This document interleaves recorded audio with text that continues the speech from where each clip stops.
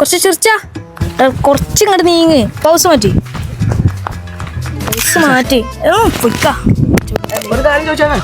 നിക്ക് റെഡിയാണ്. ബാ, എന്താണ് പ്രശ്നം?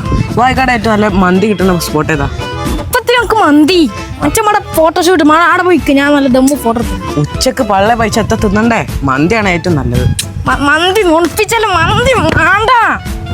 മന്തി മന്തി വേണം. അല്ല നമ്മളിപ്പോ എടുത്ത മന്തി തന്നെ മന്തി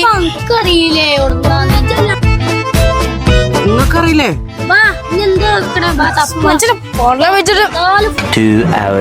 എല്ലായിടത്തും തപ്പി. ഈ ടർഫ് എല്ലായിടത്തും നമ്മള് തപ്പി. എത്ര കോഴി നല്ലൊരു ഫുഡ് ഫോർട്ട് ഇല്ലല്ലോ. ഇന്നോട് വയ്യാൻ ആൾക്കാര്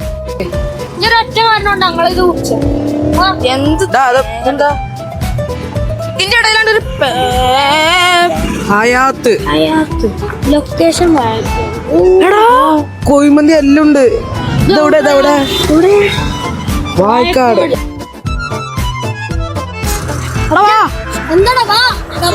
എന്താടാ ഒന്ന് വേവാ നോക്ക്. എന്തൊക്കെ പിന്നെ എന്തൊക്കെ സുഖം.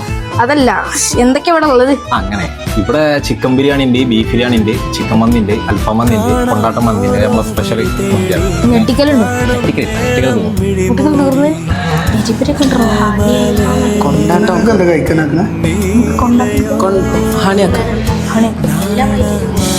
എല്ലാം ഓരോന്നാലും എടുത്താളി.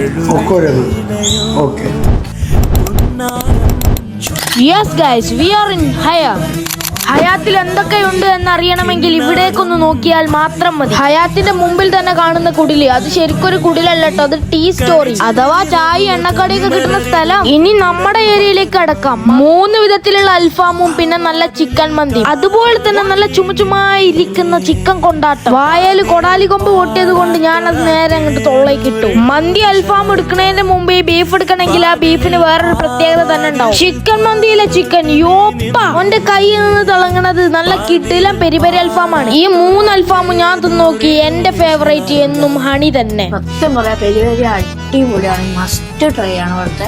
ഞങ്ങളുടെ വയറെന്തായാലും നിറഞ്ഞു പോയി. നിങ്ങളുടെ വയറ് നിറക്കാൻ വേണ്ടിയിട്ട് വേഗം വന്നോളി ഹയാത്ത് വായക്കാട്.